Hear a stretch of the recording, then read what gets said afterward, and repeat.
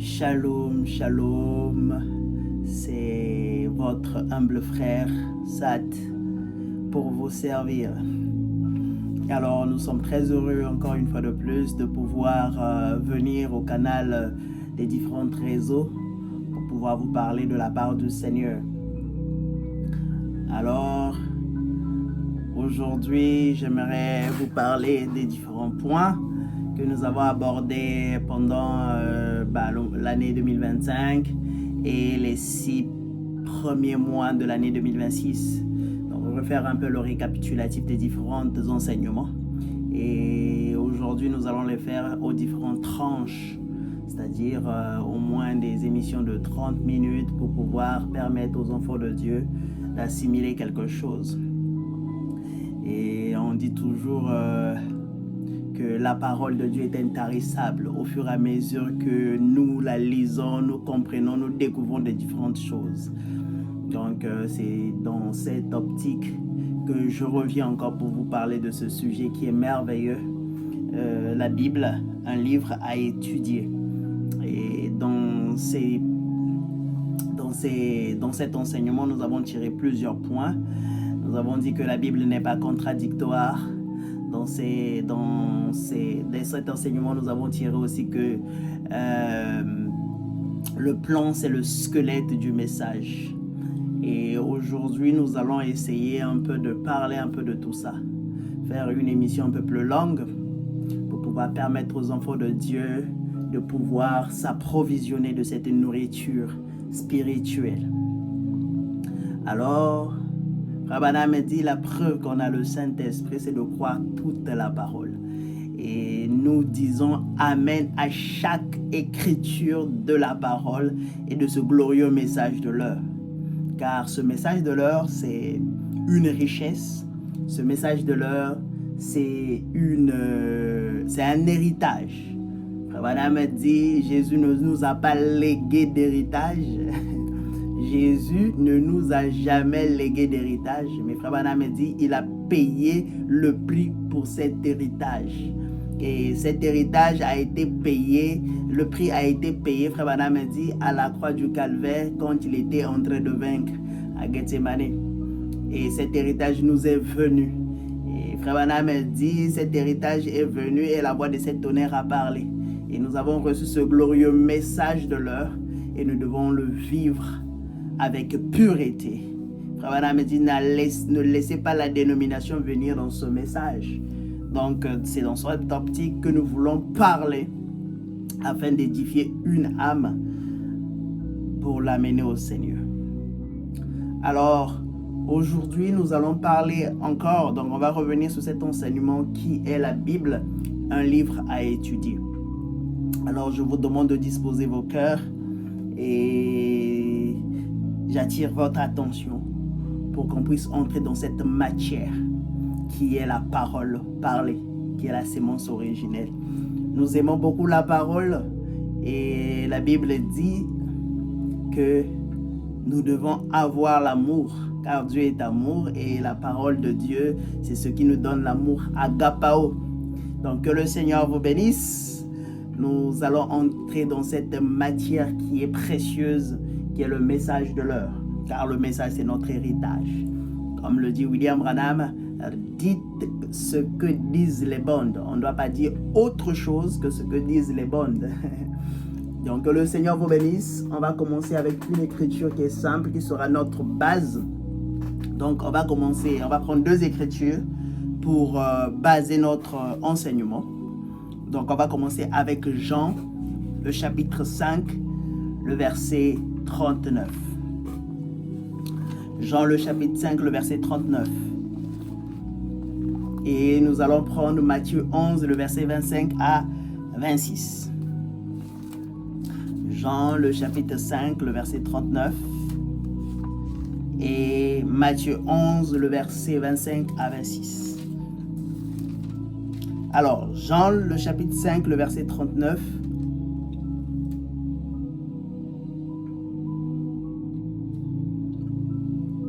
Jean, le chapitre 5, le verset 39. Nous y sommes. Alors, La Bible dit ceci.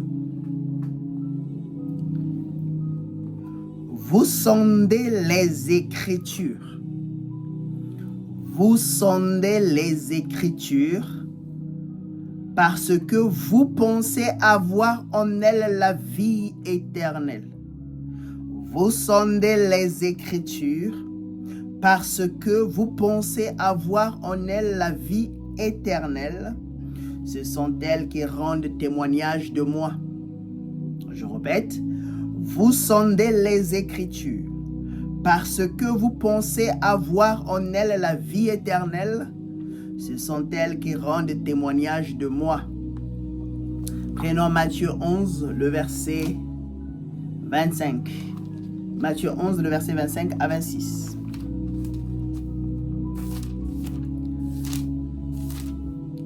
La Bible dit ceci.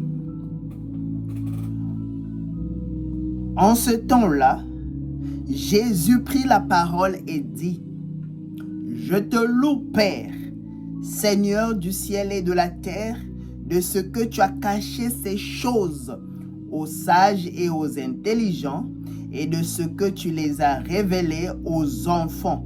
Oui, Père, je te loue de ce que tu l'as voulu ainsi. » Alors, dans ces versets bibliques, la Bible dit ceci. Jésus dit, vous sondez les Écritures parce que vous croyez avoir en elles la vie éternelle. Ce sont elles qui rendent témoignage de moi.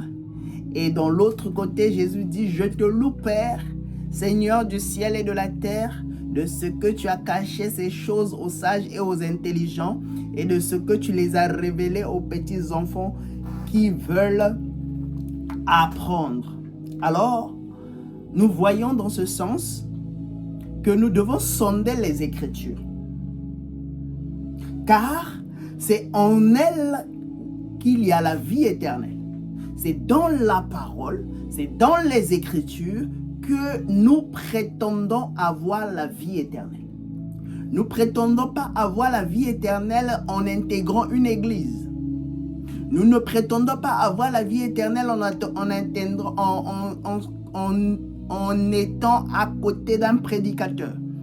Nous n'avons pas la vie éternelle en s'enregistrant dans une église. Nous n'avons pas la vie éternelle parce que nous fraternisons avec tel et tel frère. Mais nous avons la vie éternelle parce que nous sondons les Écritures et nous voyons le témoignage de qui est Dieu. Et dans Matthieu 11, 25, 26, Jésus montre que ceux qui connaissent la vérité, ce sont les petits enfants qui veulent sonder la parole.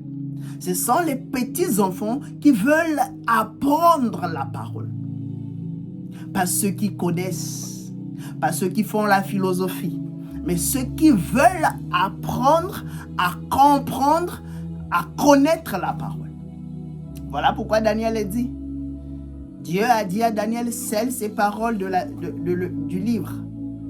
Et quand ils seront révélés, plusieurs alors le liront et la connaissance augmentera. Et c'est cela la vie éternelle. La vie éternelle est basée à la connaissance et à connaître qui est Dieu. Parce que si tu connais qui est Dieu, alors gloire à Dieu. Frère me dit, connaître sa parole, c'est pas ça la vie. Mais le connaître lui, c'est la vie. Voilà pourquoi Jésus a dit, vous sondez les Écritures car vous prétendez avoir en elles la vie éternelle. Ce sont elles qui rendent témoignage de moi. Et à cette époque-là, il fallait connaître qui était Jésus pour avoir la vie éternelle. Alors, c'est là où la question nous est posée. La Bible, cette Bible, c'est un livre précieux à étudier. Tout le monde l'a. Tout le monde la lit. Mais quant à la compréhension, c'est Dieu qui la donne. Quant à la compréhension, c'est Dieu qui la donne. Et on ne peut pas prétendre avoir la vie éternelle. On ne peut pas prétendre comprendre la parole de Dieu en s'enfermant dans la maison et en priant l'Éternel qui vienne te révéler la parole. Non. On ne peut pas prétendre comprendre la parole de Dieu en ayant fait beaucoup de communion, non. Mais on comprend la parole de Dieu quand on croit un messager prophète. Car la Bible, si, c'est la forêt des prophètes. Seul un prophète peut interpréter un autre prophète. Voilà pourquoi ceux qui entrent dans la Bible avec leur propre compréhension, ils se perdent. Tu ne peux pas aller dans une forêt tout seul. Tu dois aller toujours avec un guide. Et le guide, c'est l'œil qui connaît les tenants et les aboutissants, qui connaît la route ou le chemin à prendre. Mais si tu entres tout seul, tu te perds. Et nombreux des églises, nombreux des assemblées sont entrées sans avoir un guide. Frère Branham dit, le prophète, c'est l'œil de Dieu. L'œil, c'est l'organe qui permet de voir quel est le chemin emprunté. Donc, nous, pour étudier cette Bible, nous ne pouvons pas entrer tout seuls. Nous, pour étudier cette Bible, nous ne pouvons pas aller tout seuls. Mais pour étudier cette Bible, nous devons entrer avec le prophète. Et grâce à rendu à Dieu, il nous a envoyé un prophète puissant. Il nous a envoyé Malachie 4 pour pouvoir nous interpréter cette parole divine. Nous bénissons le Seigneur pour cela. Nous ne entrons pas tout seuls, mais nous entrons avec le prophète qui est l'œil de Dieu. Alors, nous voulons voir que dit le prophète à ce sujet. Comment devons-nous étudier la Bible? Quelle est la définition de la Bible? Alors, nous devons d'abord comprendre que la Bible, c'est une lettre d'amour. Car elle est écrite en énigme et en parabole. Ce n'est pas tout le monde qui peut comprendre la parole de Dieu. Ce n'est pas tout le monde qui peut prétendre avoir la compréhension. Alors, la Bible étant une lettre d'amour, il nous faut un interprète qui comprend les énigmes et les paraboles. Alors, nous allons entrer avec le messager pour voir ce que William Branham a dit. William Branham a dit que la Bible, c'est une lettre d'amour qui est adressée à une épouse. Il dit cela, dont Dieu amène son Église à la perfection. Dieu emmène son Église à la perfection, prêché le 4 décembre 1954. Dieu emmène son Église à la perfection, prêché le 4 décembre 1954. On prend le paragraphe 55. Vous savez, les gens lisent la Bible. En lisant la Bible, il ne faut pas la lire superficiellement. En lisant la Bible, il ne faut pas la lire superficiellement, comme si vous lisez un journal. Cette Bible est cachée aux sages et aux intelligents. Peu importe combien grande est votre école, combien grande est votre séminaire, vous ne connaîtrez rien de Dieu avant de tomber amoureux de Dieu. Hein? Vous ne pouvez rien connaître de Dieu avant de tomber amoureux de Dieu. Vous devrez lire entre les lignes. Elle est mystérieuse. Cette Bible, mes bien-aimés, est mystérieuse. Et pour la comprendre, la première des choses que nous devons faire, nous devons tomber amoureux de Dieu. Nous devons l'aimer. Voilà pourquoi le premier commandement de Dieu dit ceci, le plus grand commandement, hein? Tu dois aimer ton Dieu de tout ton cœur, de toute ton âme et de toute ta pensée. Hein? Voilà pourquoi Dieu exige la première place dans ta vie. Pourquoi il exige la première place? Parce que pour comprendre sa parole, pour comprendre qui il est, tu dois tomber amoureux de lui. Frère Branham reprend. Vous ne connaîtrez rien de Dieu avant de tomber amoureux de Dieu. Vous devez lire entre les lignes. Elle est mystérieuse. La Bible est mystérieuse. Et donc, pour la comprendre, il faut devoir tomber amoureux de Dieu. Il dit, quand je reçois une lettre de Madame Branham, eh bien, elle peut dire, cher Billy, je t'aime beaucoup et je pense à toi. Ça, c'est ce qu'elle dit sur le papier. Mais moi, je peux lire entre les lignes parce que je suis amoureux d'elle. Et je sais de quoi elle parle. Eh bien, d'autres pourraient lire la lettre et celle-ci ne lui dira pas grand-chose. Mais à moi, si en effet elle m'aime et je l'aime, c'est une affaire d'amour. Et lorsque nous sommes nés de nouveau de Dieu, lire la Bible, elle devient une nouvelle histoire.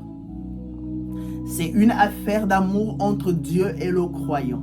C'est révélé aux enfants qui veulent apprendre. Alors, la Bible, c'est une lettre d'amour qui est adressée à l'épouse. Et la lire sans un prophète, on ne peut pas la comprendre. Donc, nous devons tomber amoureux de Dieu. Nous devons vivre le premier commandement ou le plus grand commandement de la Bible. Tu dois aimer ton Dieu de tout ton cœur, de toute ton âme et de toute ta pensée. D'accord? Donc la Bible étant une lettre d'amour, nous devons la lire entre les lignes pour comprendre. Il est caché aux sages et aux intelligents et révélé aux petits enfants qui veulent apprendre.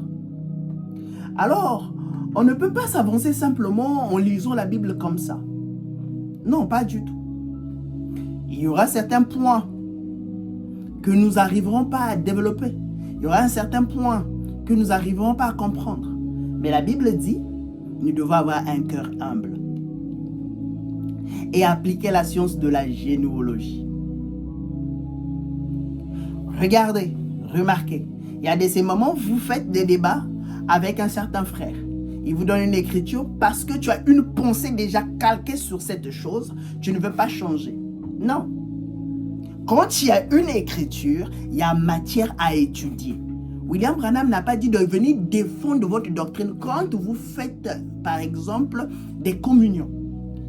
Mais William Branham a dit ceci, d'essayer de concorder la parole de la Genèse à l'Apocalypse.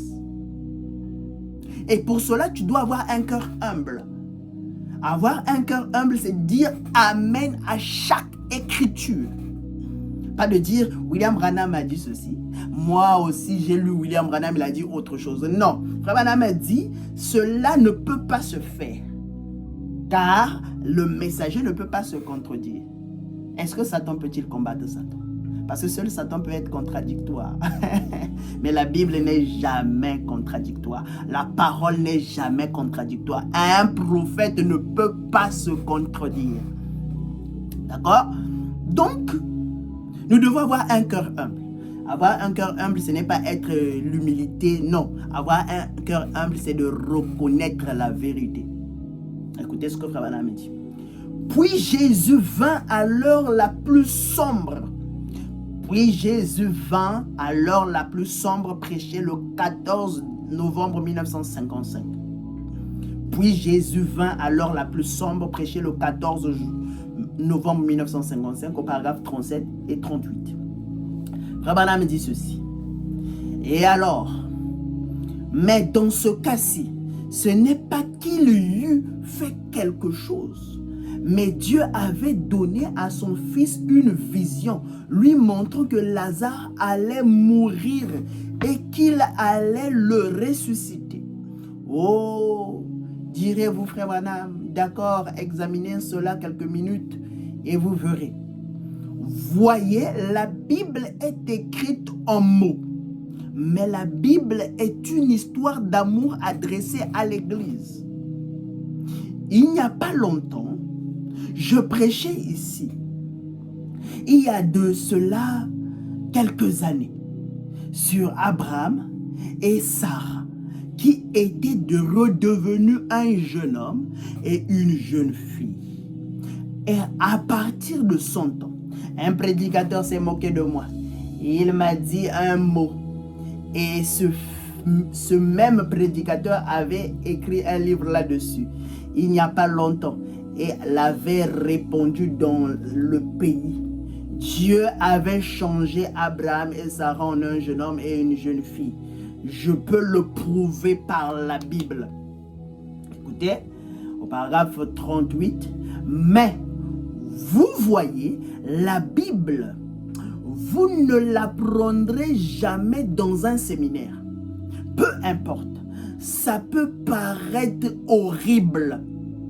Mais la Bible dit, Dieu dit, il l'a caché aux sages et aux intelligents. Et il l'a révélé aux enfants qui veulent apprendre. Est-ce vrai? Il l'a révélé aux enfants. Vous n'avez pas à être intelligent pour comprendre la Bible. Hein?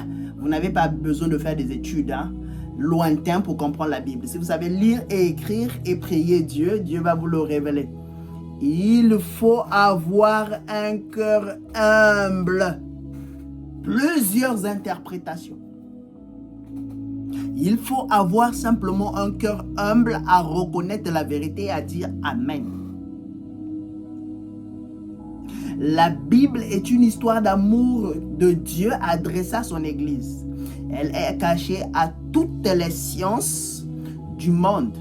Elle est connue par une seule science, c'est la généalogie. La seule science que nous pouvons intégrer dans la parole, c'est la généalogie. Frère Madame dit, si jamais vous avez eu l'un de ces... Savez-vous ce que je veux dire? S'agénouer. Donc, la seule chose que William Branham met dans l'étude de la parole, c'est la généalogie. Tu lis le message de William Branham, tu n'arrives pas à comprendre. Tu dis, Seigneur, je viens à toi. Je m'abandonne à toi. J'aimerais comprendre ce que ton prophète a voulu dire à ce sujet. Pas besoin de l'interprétation d'un prédicateur. Pas besoin de l'interprétation d'un magistrat. Pas besoin de l'interprétation d'un homme humble. Mais besoin de l'interprétation divine de Dieu. Et avoir un cœur humble à pouvoir reconnaître la vérité. Quand un frère te donne une écriture, dis Amen. Ne rejette pas. Nous ne sommes pas comme Ève au commencement, notre mère, qui a rejeté une partie de la parole. Nous croyons toute la parole. Nous mangeons l'agneau pascal. D'accord? Donc, Dieu, c'est cela. Dieu se cache. Pourquoi? Parce que la parole est écrite en énigme, en parabole. Dieu peut se cacher à toi. Il y a certaines personnes qui ont reçu une partie du message de William Branham. Mais ils n'ont pas reçu la totalité. William Branham a dit,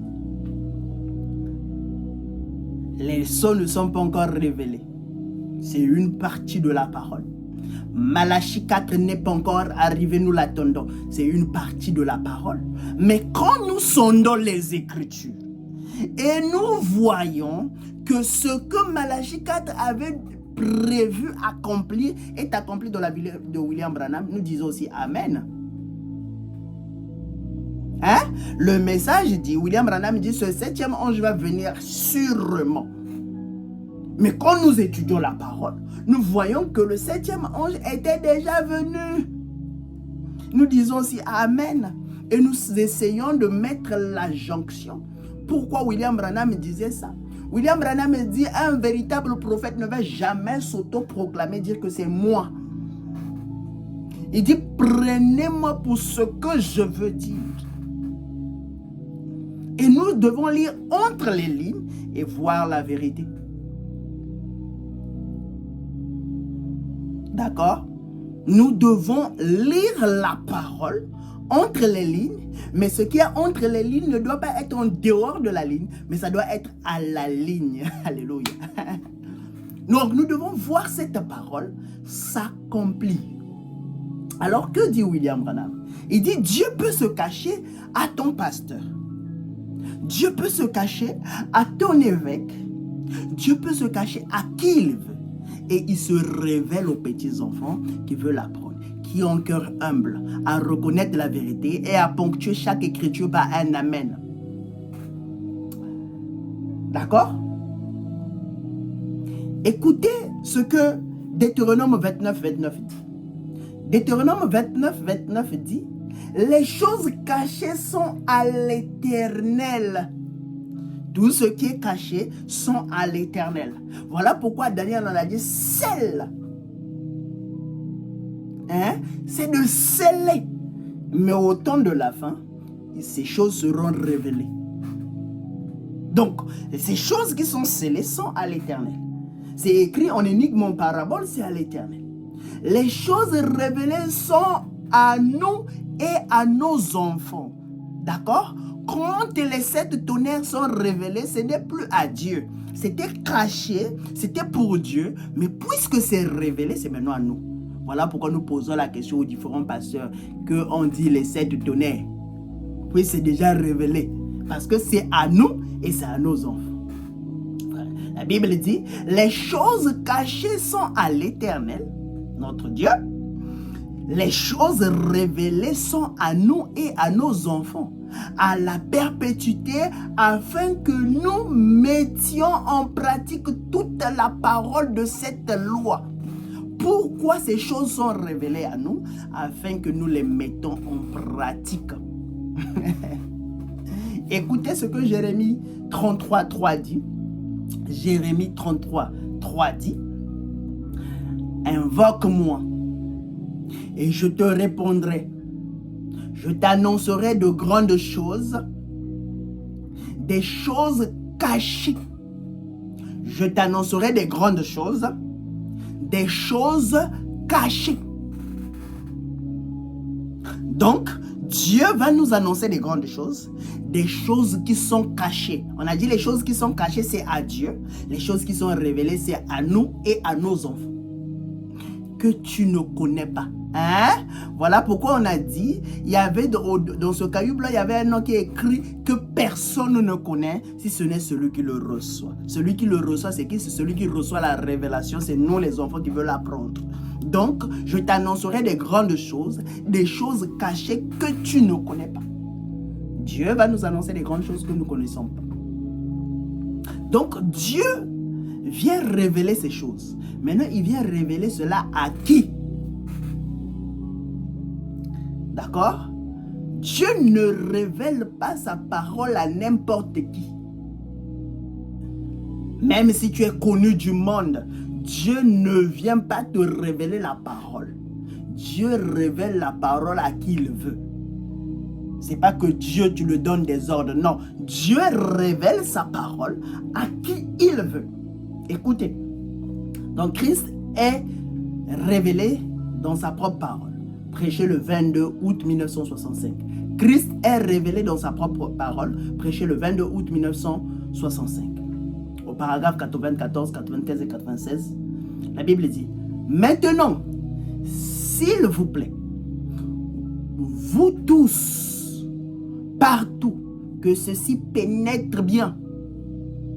Maintenant, s'il vous plaît, vous tous, partout, que ceci pénètre bien. Dieu, dans sa parole, peut se cacher si bien que pas un seul théologien, ni une seule école au monde ne pourrait le trouver. Dieu se cache dans sa parole. Tu peux la lire, mais tu ne peux pas la comprendre. Dieu se cache dans sa parole, si bien que personne ne pourrait le trouver. Et pourtant, il est juste là. Vous dites, est-ce vrai, frère Branham? Que dire des pharisiens et des sadducéens? Que dire de l'autre âge? Il l'a fait, certainement. Il fait ainsi dans chaque âge. Maintenant, nous pouvons vérifier cela. Pensons au jour de Noé, un jour de gens habiles, intellectuels, et il s'est caché dans sa parole promise. Au jour de Moïse, il s'est caché. Au jour d'Élie, il s'est caché. Au jour de Jésus, il s'est caché. Il était dans le monde et le monde a été fait par lui. Et le monde ne l'a point connu. Il est venu chez les siens et les siens ne l'ont pas reçu. Voyez-vous, il se cache des hommes les plus intelligents, les plus intellectuels de la terre. Vous dites, eh bien, ceci est le docteur Saint-Père Intel. Peu importe qui il est, Dieu se cache de lui et le révélera aux bébés qui veulent apprendre. Voyez-vous, les bébés de Dieu, la sémence prédestinée. Ah, donc il y a la sémence prédestinée qui veulent apprendre la parole de Dieu, qui reçoivent la parole. D'accord? Donc, Dieu révèle sa parole à qui il veut. Dieu se cache dans la parole et il le révèle à qui il veut. Dieu ne le révèle pas à n'importe qui, il le révèle à ses bébés, les prédestinés, la sémence royale d'Abraham. Donc, la parole de Dieu, pour l'étudier, première chose, nous devons comprendre que la Bible, c'est une lettre d'amour qui est adressée à son Église. La deuxième des choses, nous devons comprendre que la Bible est révélée aux prédestinés. Et Dieu se cache dans sa parole. C'est quelque chose que nous pouvons développer un de ces jours. Comment Dieu se cache. Donc, nous allons comprendre que Dieu se cache dans sa parole. Comment il se cache? En énigme et en parabole. Tu peux la lire, tu ne peux pas la comprendre. Et comment il révèle sa parole? Il le révèle au travers d'un prophète. Et il vient révéler quoi? Les choses cachées. Parce que nous avons dit les choses cachées sont à Dieu, mais les choses révélées sont aux enfants qui veulent apprendre. D'accord? Donc, nous voyons tous ces points qui sont très importants. Alors, une question peut nous tarauder. Des questions peuvent nous turlupiner, peuvent nous amener à réfléchir, à se dire, bon écoute, nous avons lu la parole de Dieu, mais nous comprenons qu'il y a des zones d'ombre. Et ces zones d'ombre peuvent signifier une contradiction. D'accord? Ça peut sembler se contredire. Mais nous savons que la parole de Dieu n'est pas contradictoire. La parole de Dieu est claire. Si nous ne comprenons pas, la Bible dit, appliquons la science de la généalogie. Essayons de poser des questions et d'avoir une vision claire de la vérité. Alors la parole de Dieu n'est pas contradictoire. Peut-être ça semble se contredire, mais elle n'est pas contradictoire. Cette Bible, c'est la chose la plus parfaite qu'il soit sur terre. Cette Bible, c'est la chose la plus parfaite qui soit sur terre. Madame a dit, ça nous explique le commencement, ça nous explique la fin de toutes choses. Cette Bible commence par la Genèse qui signifie le commencement, ça se termine par l'Apocalypse qui signifie la fin. C'est la seule Bible, la seule chose la plus complète au monde. Certaines personnes vont vous dire, il y a plusieurs Bibles, il y a la Bible ceci, 67, 68 livres. La seule Bible parfaite, c'est celle-là. Il n'y a pas autre livre qui soit plus parfaite, plus détaillée, plus écrite, sans contradiction que cette Bible. Alors, nous devons maintenant voir. Certainement, dans nos esprits, nous avons des petites contradictions. Mais ces contradictions doivent être éclairées. Car la Bible n'est pas contradictoire. Écoutez ce que dit William Branham. Dans l'alliance confirmée d'Abraham, prêchée le 10 février 1961, la Bible dit au paragraphe 67, « Il n'y a aucune écriture qui contredit l'autre. Elle est parfaite au possible du bout à l'autre. Il n'y a aucune écriture qui contredit l'autre. Elle est parfaite au possible d'un bout à l'autre. Il n'y a aucune contradiction dans la Bible. Celui qui dit le contraire, amène-le-moi simplement. Il n'y a aucune contradiction dans la Bible qui ne peut être redressée par la parole. Ah! Donc, il y aura certains points qui vous semblent vous contredire, mais il y aura des écritures qui vont venir redresser cette écriture.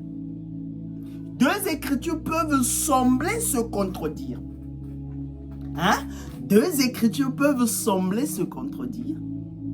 Mais il y aura une troisième écriture qui va venir redresser. Alléluia. Une troisième écriture qui va venir redresser. D'accord? Rabana me dit, il n'y a rien de contradictoire dans la Bible qui ne peut être redressé par la parole de Dieu. C'est vrai. Eh bien, tout est en énigme, en effet. C'est ainsi qu'il a fait les choses, afin de les cacher aux sages et aux intelligents et de les révéler aux enfants qui veulent apprendre. Oui. Hein? Donc c'est écrit en énigme, en parabole, parce que c'est caché aux sages et aux intelligents et c'est révélé aux petits enfants qui veulent apprendre. Voilà pourquoi la Bible dit,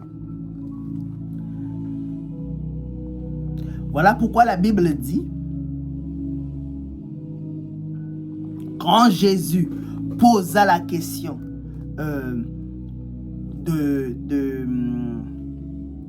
quand Jésus a posé la question, il a posé beaucoup d'énigmes et les enfants d'Israël sont venus le poser la question. Pourquoi leur parles-tu en énigme et en parabole? Jésus répond, parce que il vous a été donné de comprendre les mystères du royaume de Dieu, mais eux pas. D'accord? Pourquoi? Parce que c'était les enfants d'Abraham. C'était les enfants qui devaient recevoir la révélation de la parole. Écoutez encore cette écriture. La rédemption par la puissance. Prêché la rédemption par la puissance, prêché le 29 mars 1954. La rédemption par la puissance, prêché le 29 mars 1954. Au paragraphe 23. Madame dit, toutes les écritures s'emboîtent les unes les autres. Il n'y a aucune contradiction dans la parole de Dieu. Non, non. Chaque petite portion, c'est parfait. Chaque petite portion, c'est parfait. C'est l'unique livre que soit jamais écrit et inspiré comme cela et qui peut parfaitement.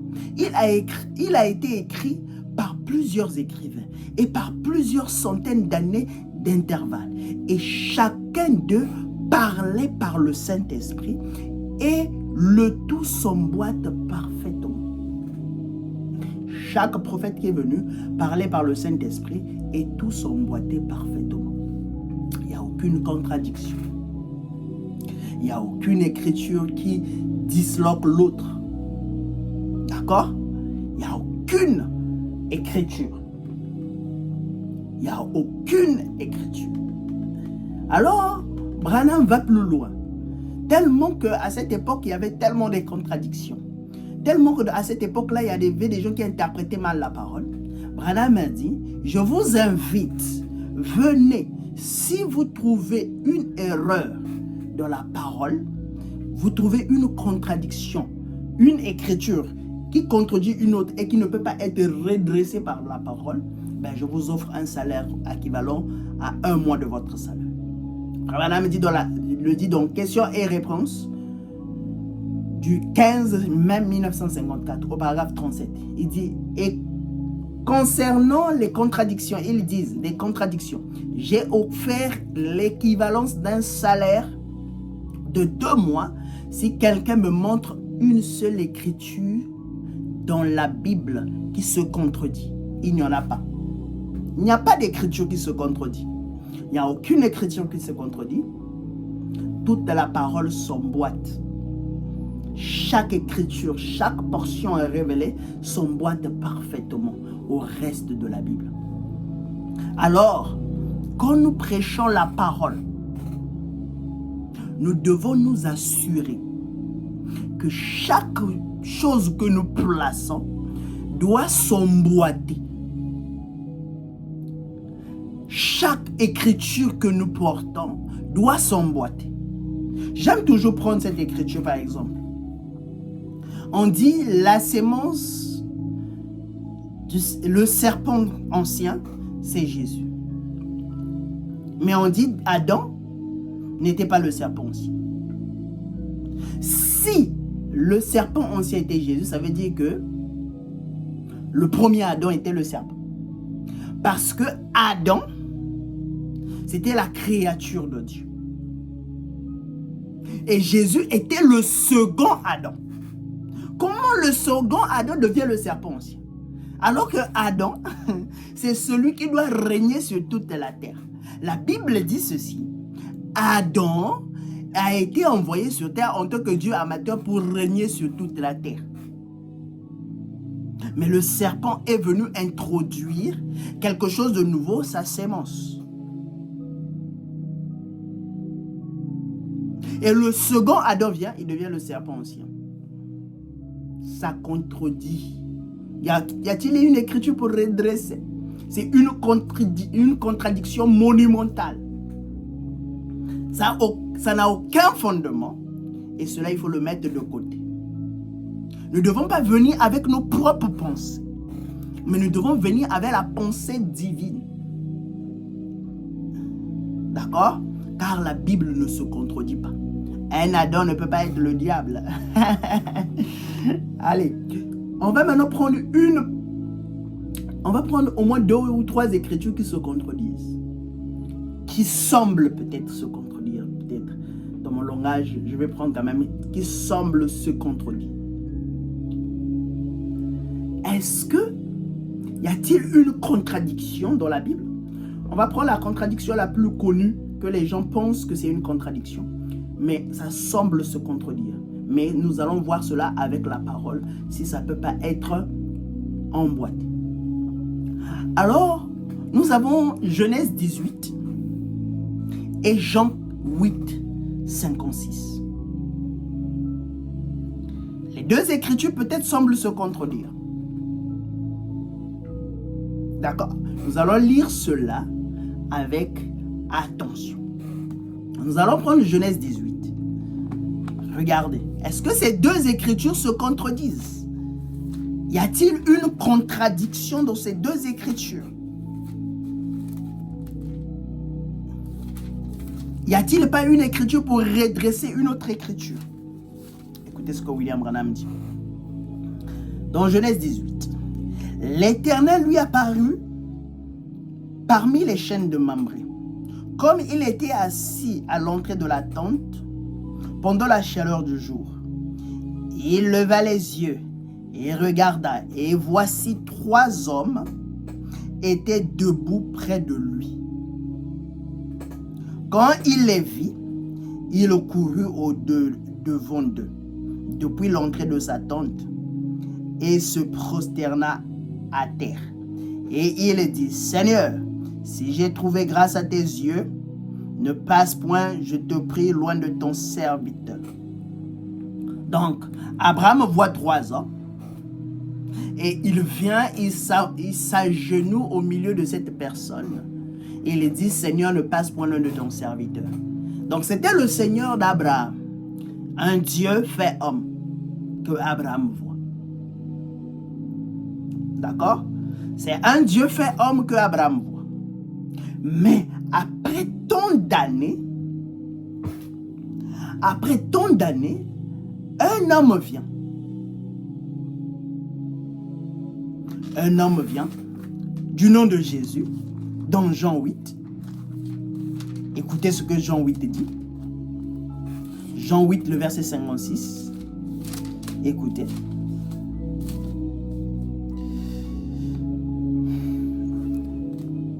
Je vais remonter un peu plus loin pour voir un tout petit peu.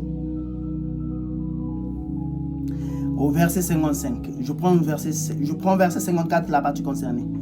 C'est mon Père qui me glorifie, lui que vous dites être votre Dieu, et que vous ne connaissez pas. Pour moi, je le connais, et si je ne le connaissais pas, je serais semblable à vous, un menteur. Mais je le connais, et je garde sa parole. Écoutez au verset 56. Abraham, votre père, a tressailli. Abraham, votre père a tressailli de joie de ce qu'il verrait mon jour. Il l'a vu et il s'est réjoui. Écoutez, les Juifs lui dirent, tu n'as pas encore 50 ans et tu as vu notre père Abraham. Jésus leur dit, en vérité, je vous le dis, avant Abraham fut, je suis. Donc Jésus s'identifie à cet homme de Genèse 18, disant que Abraham, votre père, a tressailli de joie de ce qu'il a vu mon jour. Et il a vu et il s'est réjoui. Les Juifs le regardent, le dit notre père Abraham, c'est un ancêtre, c'est un arrière-grand-père. Et toi, tu veux dire que notre père Abraham a vu ton jour? Mais ça ne va pas. Tu n'as même pas 50 ans. Tu es dans la trentaine et tu prétends avoir vu notre père Abraham. D'accord? Donc, ces deux écritures semblent se contredire. Jésus qui dit que Abraham a vu mon jour. D'accord? D'autres diront, oui, donc c'était Jésus qui était là-bas. D'accord? Maintenant, que dit le messager? Parce qu'une écriture doit être interprétée par le messager. Nous n'avons pas un message. Nous ne pouvons pas entrer dans la Bible qui est la forêt des prophètes. Mais nous devons entrer avec un guide qui est William Branham pour nous éclairer à ce sujet. Ok? Confirmons sa parole. La Bible dit, William Branham dit, confirmons sa parole du dimanche 16 août 1964. Frère Branham dit, au paragraphe 236. Maintenant, souvenez-vous, là, ce n'est pas Jésus qui parlait à Abraham. Parlons de Genèse 18. William Branham dit, ce n'est pas Jésus qui parlait à Abraham. Parce que Jésus n'était pas encore né à l'époque d'Abraham. Voilà pourquoi les enfants d'Israël se sont réfugiés sur son âge. Il dit, tu n'as même pas encore 50 ans. Et tu prétends avoir vu notre père Abraham. D'accord? Jésus avait-il tort ou avait-il raison de dire, Abraham, votre père a vu mon jour et il a tressailli de joie. Et il a vu, il s'est réjoui. D'accord? Alors qu'il n'avait même pas encore 50 ans. Et William Branham répond à cette question. Il dit, maintenant souvenez-vous, dans Genèse 18, là, ce n'était pas Jésus qui parlait à Abraham. Non. Et qui avait pu discerner les pensées de cœur de Sarah, qui était derrière la tente. Ce n'était pas Jésus. Ce n'était pas Jésus. William Branham, pourquoi ce n'était pas Jésus qui parlait à Abraham, qui a discerné les pensées d'Abraham, de Sarah derrière la tente? Pourquoi quoi William Branham? Écoutez, toujours dans la même brochure. Il n'était pas encore né. Ah, les enfants d'Israël donc avaient raison de dire que toi, tu n'as même pas encore 50 ans et tu prétends avoir vu notre père Abraham. Parce que ce n'était pas Jésus qui parlait devant Abraham. Ce n'était pas le corps physique de Jésus qui parlait devant Abraham. Mais c'était Elohim dans une chair humaine qui a discerné les pensées du cœur de Sarah. Et la raison pour laquelle ce n'était pas Jésus, parce que Jésus n'était pas encore né. Écoutez, Frère Branham dit, je continue, mais c'était un homme dans une chair humaine qu'Abraham appela Elohim. Abraham appelait Elohim cet homme parce que c'était Dieu dans une chair humaine. Quand nous voyons Dieu dans une chair humaine, c'est Elohim. Et comme nous sommes la postérité d'Abraham, nous devons nous prosterner pour dire, Seigneur, ne passe point loin de ton serviteur. Voilà pourquoi je plains Perry Green, qui pouvait dire, alors que William Branham venait de discerner les pensées du cœur, de son cœur, en disant que Perry Green, fait vite, va amener les enfants chez le coiffeur. Perry Green dit, je vois que tu es Élie. Et moi, je me suis posé la question, Élie pouvait discerner les pensées du cœur. Seul Elohim peut faire ces choses. D'accord? Si moi j'étais à la place de Perry Green, j'allais dire, je vois que William Branham, tu es Elohim. Car il nous a été appris dans la Bible par notre père Jonas, quand le Messie sera venu, c'est ce qu'il va faire. Alors, cet homme n'était pas Jésus. Cet homme, c'était Dieu dans la chair humaine. Frère Branham dit, le grand tout-puissant. D'accord? C'était Elohim, le grand tout-puissant. D'accord? Donc, ce n'était pas Jésus qui était devant Abraham. Alors, Jésus, c'était un menteur. Puisqu'il a dit, Abraham, votre père, a vu mon jour et a tressailli de joie. Nous avons dit que la Bible n'est pas contradictoire. Cette Bible n'est pas contradictoire. Il ne contredit en aucune manière la parole de Dieu. Cette Bible est parfaite de la Genèse à l'Apocalypse. Alors, nous allons nous poser la question de savoir, est-ce que William Branham, est-ce que plutôt Jésus a-t-il menti à ce sujet? Est-ce que Jésus a-t-il menti à ce sujet?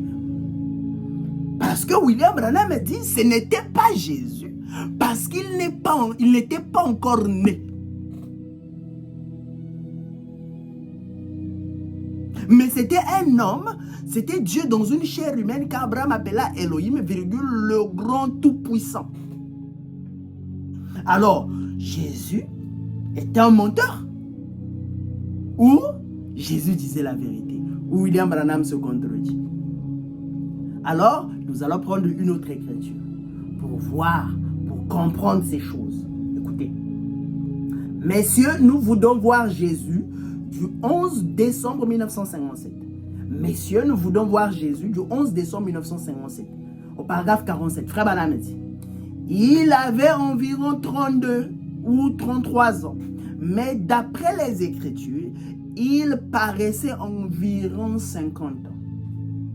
Écoutez, les gens disaient, tu as vu Abraham? Toi qui n'as même pas 50 ans? Il a dit, avant qu'Abraham fût, je suis. Ce n'était pas Jésus. Hein? Ce n'était pas Jésus. C'était le Dieu Tout-Puissant qui parlait. C'est lui qui était dans le buisson ardent au commencement. Hein? Donc quand Jésus disait que avant qu'Abraham fût, je suis, il dit ce n'était pas Jésus, mais c'était le Dieu tout-puissant qui parlait en Jésus. Ce n'était pas Jésus, mais c'est le Dieu tout-puissant qui parlait en Jésus. C'est celui qui était dans le buisson ardent. C'est celui qui était dans ce corps que Abraham appelait Elohim, virgule, le grand puissant.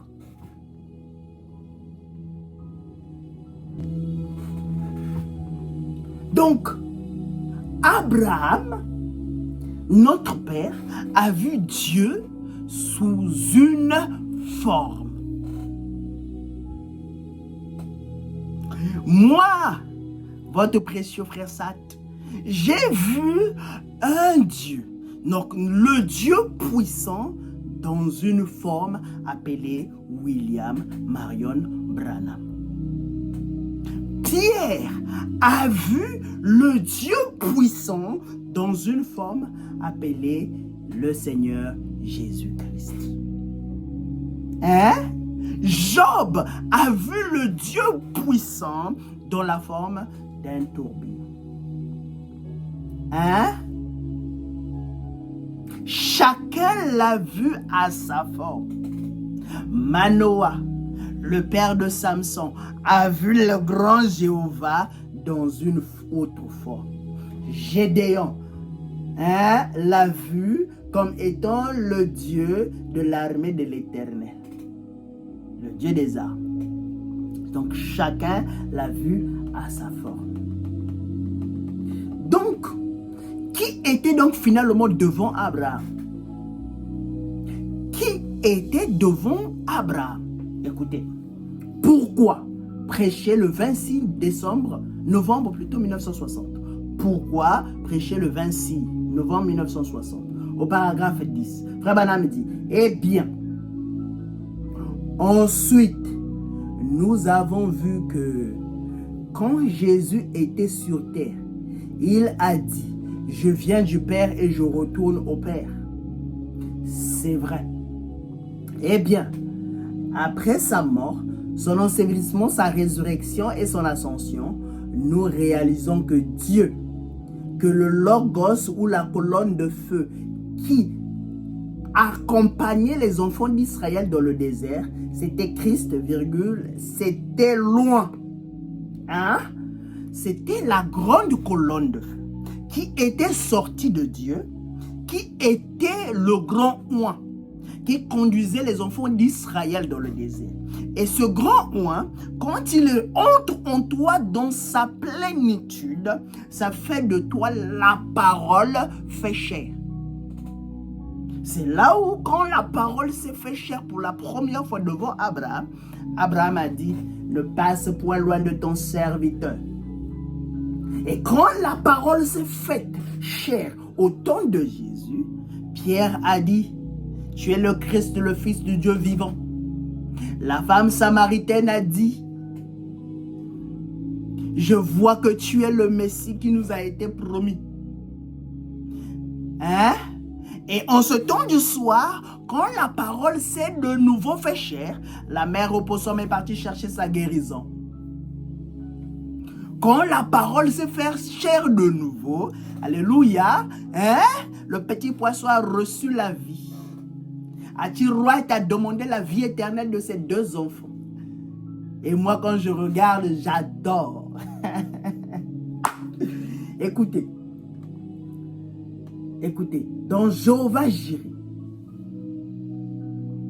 prêché le 12 mars 1961, Frère Branham a dit, que pensez-vous de ce malade? Du coup, madame, pensez-vous que le Seigneur guérira cela et le rétablira? Il l'a fait. Je ne l'ai jamais vu de ma vie. Vous m'êtes parfaitement inconnu. Est-ce vrai? Madame, levez la main. Mais vous êtes assise là en train de prier, n'est-ce pas? C'est vrai. Le Seigneur, que ce soit moi. Comment puis-je dire à cette femme, ce pourquoi elle priait, voilà sa main levée, sa main droite vers Dieu, pour montrer que c'est vrai. Qu'est-ce? Moi? Non, c'est lui. Ce n'est pas moi, un homme qui était assis là devant Abraham, mangeant la chair et la nourriture comme cela. C'était Dieu dans cet homme. Ce n'était pas Jésus. Il a dit, c'est mon Père qui demeure en moi. Alors, c'est le Père qui demeure en lui qui fait toutes ces choses. Ce n'était pas Jésus qui faisait ces choses, mais c'était le Père qui faisait ces choses en Jésus. Donc, il n'y a aucune contradiction. Celui qui était devant Abraham, c'est le même qui était devant Jésus, c'est le même qui était devant la sœur Hattie Wright. Mais la seule chose, il changeait de masque, il changeait de forme. Voilà pourquoi Jésus pouvait parler, dit moi et le Père nous sommes un. Votre père Abraham a vu mon jour et il a tressailli de joie. Pourquoi? Parce que c'était tantôt Dieu parlant, tantôt Jésus parlant. À notre époque, c'est tantôt William Branham parlant, tantôt c'est Dieu parlant en William Branham. Hein? Et c'est comme cela que fonctionne la divinité. William Branham a dit, si vous ne comprenez pas la divinité, vous ne pouvez pas avancer. La plus grande de toutes les révélations, c'est la divinité suprême du Seigneur Jésus-Christ. On ne peut pas faire des progrès si nous ne comprenons pas cela. Donc, nous allons voir, approfondir cette question dans un cours de lait. Pour le moment, que le Seigneur vous bénisse.